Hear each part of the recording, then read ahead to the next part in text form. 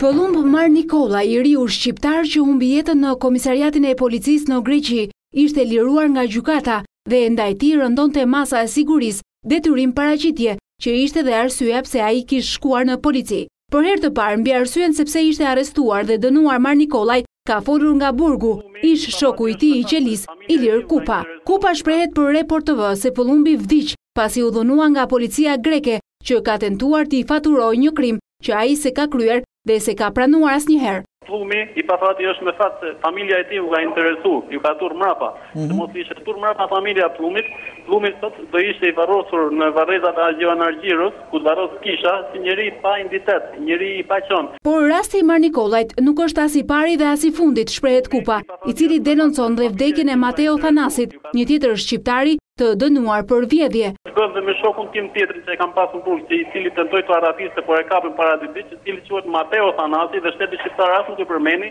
një djalë 35 vjeç, i cili ra qif fëmijë në burg për krime të vogla, se vogli një papajt një motor, dori rreth 15 vite burgim, edhe ishte shumë i shëndetshëm.